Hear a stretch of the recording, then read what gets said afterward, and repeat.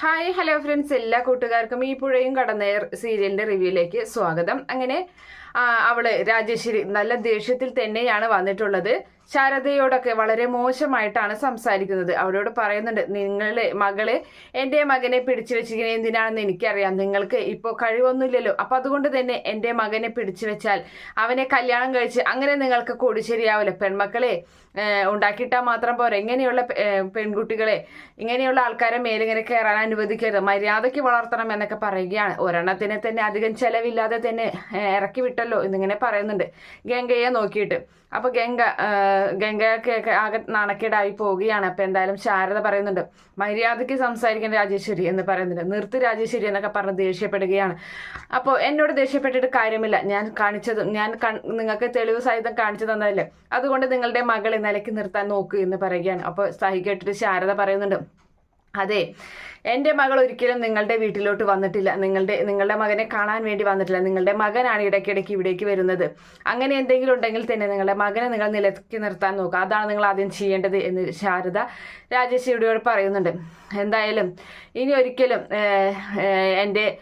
എൻ്റെ മകൾ നിങ്ങളുടെ മകന്റെ കൂടെ നടക്കില്ല, നടന്നില്ലെങ്കിൽ കൊള്ളാം എന്ന് രാജേശ്വരി പറയാം. എന്നാലും നടന്നു കഴിഞ്ഞാൽ ഇനിയൊരു പക്ഷേ അവളുടെ കൈയും പിടിച്ച് എൻ്റെ വീട്ടിലോട്ട് കയറി വന്നു കഴിഞ്ഞാൽ ഞാൻ എടുക്കുന്നത് ചൂലായിരിക്കില്ല, തളച്ച വെള്ളം എടുത്ത് മുഖത്തേക്ക് ഒഴിക്കുമെന്ന് പറയുകയാണ്. അപ്പൊ ശാരദ പറയുന്നുണ്ട്, എൻ്റെ ഇവിടുത്തെ അവസ്ഥ അത് തന്നെയാണ്, ഇവിടെയും ചൂടുവെള്ളം ഇടുക തന്നെ ചെയ്യും ഞാൻ എന്നിങ്ങനെ ശാരദയും നല്ല മറുപടി കൊടുക്കുകയാണ്. അങ്ങനെ അവിടെ നിന്നിട്ടും നമ്മുടെ രാജേശ്വരി പോവുകയാണ്. അപ്പൊ എല്ലാവർക്കും വലിയ ടെൻഷനായി മാറുന്നുണ്ട്. അപ്പൊ അതിന് ശേഷമാണെങ്കിൽ ഈ പറയുന്ന നിവിനെയും അതുപോലെ തന്നെ കാവേരിയും തന്നെയാണ് കാണിക്കുന്നത്. അവരങ്ങനെ ജീപ്പിൽ സഞ്ചരിച്ചു കൊണ്ടിരിക്കുകയാണ്. അപ്പോൾ നിവിൻ ചോദിക്കുന്നുണ്ട്, ഇപ്പം എങ്ങനെയുണ്ട്, നിന്റെ മനസ്സിലേക്ക് വിഷമം മാറി തുടങ്ങിയെന്ന് പറയുമ്പോൾ കുഴപ്പമില്ല എന്ന് പറയുകയാണ്.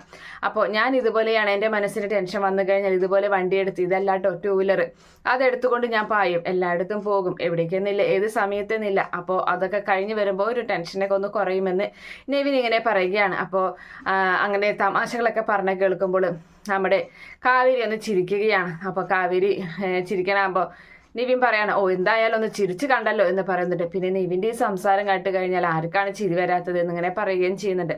അപ്പോൾ ആ സമയത്ത് നമ്മുടെ നിവിൻ മനസ്സിൽ കരുതിയാണ്, നിവിൻ ഇപ്പോഴാണ് നിനക്ക് ഏറ്റവും നല്ലൊരു അവസരം, ഇതിൽ നല്ലൊരു അവസരം നിനക്ക് കിട്ടാല്ല, നിന്റെ ഇഷ്ടം അവളോട് തുറന്ന് എന്ന് മനസ്സിൽ ഇങ്ങനെ പറയുകയാണ്. അപ്പോഴേക്കും നമ്മുടെ കാവേരിക്ക് അവനിങ്ങനെ പറയാൻ തുടങ്ങുന്ന സമയം തന്നെ കാവേരിക്ക് ഫോൺ വരികയാണ്. ഗംഗയുടെ ഫോണാണ്. നീ ഇതെവിടെയാ എന്ന് ചോദിക്കുന്നുണ്ട്. ഇവിടെ അടുത്തുണ്ട് ചേച്ചി എന്ന് പറയുകയാണ്. എന്നാൽ നീ പെട്ടെന്ന് തന്നെ വീട്ടിലോട്ട് വന്നേ എന്ന് പറയണം. എന്താ ചേച്ചി കാര്യം എന്ന് ചോദിക്കുമ്പോൾ നിന്നോട് വരാനല്ലേ പറഞ്ഞത് എന്നും പറഞ്ഞ് പെട്ടെന്ന് ഗംഗ ഫോൺ കട്ട് ചെയ്യുകയാണ്. അപ്പൊ കാവേരിക്ക് ടെൻഷനാവാണ്. എന്ത് പറ്റി എന്ന് നിവിൻ ചോദിക്കുന്നുണ്ട് കാവേരിയോടും. ഗംഗേച്ചിയാണ് വിളിച്ചത്, പെട്ടെന്ന് തന്നെ വീട്ടിലോട്ട് ചെല്ലാൻ പറഞ്ഞു എന്ന് പറയുമ്പോൾ എന്നാൽ നമുക്ക് ഉടനെ തന്നെ പോകാം, നിവിൻ വരുന്നുണ്ടോ വീട്ടിലോട്ട്? അപ്പോൾ ആ സമയത്ത് പിന്നെ ഞാൻ വരണ്ടേ, അവിടെ എന്തെങ്കിലും പ്രശ്നം ഉണ്ടെന്നല്ലേ കാവേരി പറഞ്ഞത് എന്ന് ചോദിക്കുകയാണ്. അല്ല, നിവിൻ എന്തോ പറയാൻ വന്നല്ലോ എന്നിങ്ങനെ ചോദിക്കുന്നുണ്ട് കാവേരി. ഒന്നുമില്ല, അത് ഞാൻ എന്തോ തമാശ പറയാൻ വന്നതാണ്, ഞാൻ തന്നെ അത് മറന്നുപോയി എന്ന് നിവിൻ ഇങ്ങനെ മറുപടി പറയുകയാണ്. എന്തായാലും അവർ രണ്ടുപേരും പെട്ടെന്ന് തന്നെ വീട്ടിലേക്ക് എത്താനുള്ള തത്രപ്പാടിലാണ്. അങ്ങനെ അവരവിടേക്ക് വീട്ടിലേക്ക് വരികയാണ്. അതേ സമയത്ത് ശാരദയും ഗംഗയും വിനീതും അവിടെ ഇങ്ങനെ ഇരിക്കുന്നുണ്ട്. അമ്മേ അമ്മേ എന്ന് 2 വിളി പുറത്തു നിന്ന് വിളിച്ചുകൊണ്ടാണ് അവൾ അകത്തേക്ക് കടന്നു വരുന്നത്. അവർ എഴുന്നേറ്റ് നിൽക്കുന്നുണ്ട്. അങ്ങനെ നോക്കുകയാണ്. നീ ഇത് എവിടെയായിരുന്നു ഇത്രയും നേരം എന്ന് ചോദിക്കുന്നുണ്ട്. കൂടെ നിവിനുമുണ്ട് കാവരുടെ കൂടെ. അപ്പൊ ആ സമയത്ത് എന്താ അമ്മേ, ഞാൻ മറ്റേ പറമ്പിന്റെ കാര്യത്തിനൊക്കെ വേണ്ടി പോയതാണ്, തോട്ടത്തിന്റെ കാര്യത്തിനൊക്കെ എന്നിങ്ങനെ പറയുന്ന സമയത്ത് കേസ് കൊടുക്കാൻ പോയതാണെന്ന് പറയുമ്പോൾ ഒരു തോട്ടായാലും എന്തായാലും ഒന്നിനും പോവാൻ നിൽക്കണ്ട എന്ന് പറയുന്നുണ്ട്. അപ്പൊ എന്താ അമ്മയ്ക്ക് എന്താ പറ്റിയത് എന്നിങ്ങനെ ചോദിക്കുകയാണ്. അപ്പോൾ ആ സമയത്ത് എന്താ പറ്റിയതെന്നോ, ഇവിടെ എന്തൊക്കെ പ്രശ്നങ്ങൾ ഉണ്ടായെന്നറിയാം, ഇവന്റെ അമ്മ ഇവിടേക്ക് വന്നിരുന്നു, ഇവനെ നീ പിടിച്ചെടുക്കാൻ ശ്രമിക്കുന്നതാണ് അവർ പറഞ്ഞത്, ആ രാജേശ്വരി എന്ന് പറയുന്നത് കേൾക്കുമ്പോൾ നിവിന് നാണക്കേടയാണ്. നിവിൻ മനസ്സിൽ കരുതി ഈ അമ്മേനെ കൊണ്ട് തോറ്റല്ലോ എന്നിങ്ങനെ മനസ്സിൽ കരുതുകയാണ്. അപ്പോൾ ആ സമയത്ത് മോനെ നിവിനെ, നിന്നോട് ഞങ്ങൾക്ക് ഇഷ്ടം മാത്രമേ ഉള്ളൂ, നീ ഞങ്ങൾക്ക് ഇവിടെ ഒരുപാട് സഹായങ്ങളൊക്കെ നീ ചെയ്തിട്ടുണ്ട്, വിനീതിൻ്റെ കൂടെ നിന്നിട്ടായാലും എല്ലാം കൊണ്ടും, അതുകൊണ്ടാണ് നിന്നെ ഞങ്ങൾ ഇങ്ങനെ ഈ വീട്ടിലേക്ക് കയറ്റിയത്, അതിനൊരു സ്വാതന്ത്ര്യം നിനക്ക് തന്നത്. പക്ഷെ വേണ്ട മോനെ, ഇങ്ങനെ ഒരു അപവാദം കേട്ടിട്ട്, എൻ്റെ മകൾക്ക് ഇങ്ങനെ ഒരു ഇത് കേട്ടിട്ട് നീ ഇങ്ങോട്ട് വരണമെന്നില്ല എന്നൊക്കെ ഇങ്ങനെ പറഞ്ഞിങ്ങനെ കൊടുക്കുകയാണ്. അപ്പോൾ ആ സമയത്ത് നിവിന് വിഷമാവുന്നുണ്ട്. അപ്പോൾ നിവിനെ അപ്പോൾ എന്താ നിങ്ങൾ ഈ പറയുന്നത് എന്നിങ്ങനെ ചോദിക്കുന്നുണ്ട്. അല്ല, എന്ത് കണ്ടിട്ട് ഇപ്പം ഞങ്ങളിപ്പോൾ ഒന്നിച്ച് പോകുന്നതിൽ ഇപ്പം എന്താ പ്രശ്നം എന്നൊക്കെ കാവേരി ഇങ്ങനെ ചോദിക്കുന്ന സമയത്ത് നിങ്ങൾ രണ്ടുപേരും കെട്ടിപ്പിടിച്ച് നിൽക്കുന്ന ഒരു ചിത്രം കാണിച്ചു തന്നിട്ടാണ് അവരങ്ങനെ പറഞ്ഞത് എന്നിങ്ങനെ ഗംഗ പറഞ്ഞ് കേൾക്കുമ്പോൾ കാവേരിക്ക് ടെൻഷൻ ആവുന്നുണ്ട്. അങ്ങനെ കാവേരി അകത്തേക്ക് കയറിപ്പോടി എന്നിങ്ങനെ ശാരദ പറയുമ്പോൾ അവൾ അങ്ങനെ അകത്തേക്ക് കയറി പോവുകയാണ്. അതുപോലെ തന്നെ ശാരദയും ടെൻഷൻ അടിച്ച് അങ്ങനെ പോകുന്നുണ്ട്. അങ്ങനെ അതിനുശേഷം നമ്മുടെ നിവിനെയും കൊണ്ട് വിനീത് പുറത്തേക്ക് വാ ബ്രോ എന്ന് പറഞ്ഞ് വിളിച്ചുകൊണ്ട് പോവുകയാണ്. അങ്ങനെ അവരവിടെ ഇങ്ങനെ നിന്ന് സംസാരിക്കുകയാണ് വണ്ടി ഒരു ഭാഗത്തിട്ടിട്ട്. അപ്പോൾ ആ സമയത്ത് നിനക്കെന്തായാലും നിന്റെ അമ്മ തെറ്റിദ്ധരിച്ചു, ഇനി എന്തായാലും നീ എന്നോടുള്ള സ്നേഹത്തിന്റെ പേരിലാണ് നീ ആ വീട്ടിലോട്ട് വന്നു തുടങ്ങിയത്, ഇനി വേണ്ട നിവിനെ എന്നിങ്ങനെ വിനീത് പറഞ്ഞു കൊടുക്കുകയാണ്. അപ്പൊ നിവിൻ പറയുന്നുണ്ട് എൻ്റെ അമ്മ തെറ്റിദ്ധരിച്ചതല്ല എന്ന് പറയുന്നുണ്ട്. എന്താ നീ പറഞ്ഞത് എന്ന് ചോദിക്കണം. അതെ ബ്രോ, എനിക്ക് കാവേരിയെ ഇഷ്ടമാണ്, ആദ്യമേ തന്നെ ഇഷ്ടമായിരുന്നു. ഞാൻ ഇവിടുന്ന് പഠിക്കാൻ പോയ സമയത്ത് അവളോട് അത് തുറന്ന് പറയാൻ കഴിഞ്ഞില്ല. എന്തായാലും ഈ വെക്കേഷന് വന്നപ്പോൾ ഞാൻ എന്തായാലും ഇനി അവളോട് എന്തായാലും ഇഷ്ടം പറയണം, ആ ഒരു ഇഷ്ടം മനസ്സിൽ വെച്ചുകൊണ്ട് തന്നെയാണ് ഞാൻ ഇവിടേക്ക് വന്നത് എന്ന് പറയുന്നുണ്ട്. അപ്പോൾ ആ സമയത്ത് നിന്നോട് എനിക്ക് പറയണമെന്ന് പലവട്ടം എനിക്ക് തോന്നിയതാണ്, പക്ഷെ എങ്ങനെ പറയും, അതുകൊണ്ടാണ് ഞാൻ പറയാതിരുന്നത്. പിന്നെ ഞാൻ നിന്നോട് ഒരു പ്രാവശ്യം പറഞ്ഞിരുന്നു, നിന്റെ കല്യാണത്തിന്റെ ആ പാർട്ടി ഉണ്ടല്ലോ അതിൻ്റെ ഇടയിൽ അന്ന് ഞാൻ നിന്നോടെല്ലാം തുറന്ന് പറഞ്ഞതാണ്. പക്ഷെ പിറ്റേ ദിവസം എനിക്ക് മനസ്സിലായി നീ അതൊക്കെ മറന്നു എന്നും അതൊന്നും നിനക്ക് ഓർമ്മയില്ലെന്നും എനിക്ക് മനസ്സിലായി എന്ന് പറയുന്നുണ്ട്.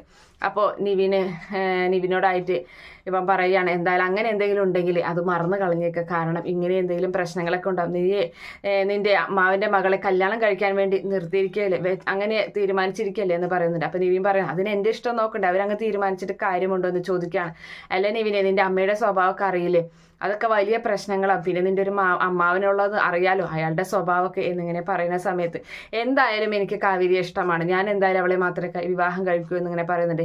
എനിക്ക് അവളെ തന്നുവിടറ, എന്തായാലും അവളുടെ ജീവിതത്തിലും അവളുടെ വീട്ടുകാരുടെ ജീവിതത്തിലും ഞാനൊരു പ്രശ്നം ഉണ്ടാക്കില്ല, അവർക്ക് ഞാൻ തണലായി തന്നെ നിൽക്കുമെന്ന് പറഞ്ഞങ്ങനെ നിൽക്കുകയാണ്. അപ്പോൾ ആ സമയത്ത് വിനീതിന് വാക്ക് കൊടുക്കുന്നുണ്ട് നമ്മുടെ നിവിൻ. അപ്പോൾ വിനീത് പറയണം ശരിയെന്ന്, അങ്ങനെയെങ്കിൽ അങ്ങനെ എന്ന് പറഞ്ഞങ്ങനെ നിൽക്കുകയാണ്. ഇനി ഒരിക്കലും അവരുടെ ജീവിതത്തിൽ ഒരു പ്രശ്നം ഉണ്ടാകരുത്, അവർ അത്രയ്ക്ക് സങ്കടങ്ങളൊക്കെ കഴിഞ്ഞിട്ട് ഇരിക്കുന്നവരാണെന്ന് പറയുമ്പോൾ ശരി അങ്ങനെയൊന്നും ഉണ്ടാവില്ല എന്ന് പറയുന്നുണ്ട്.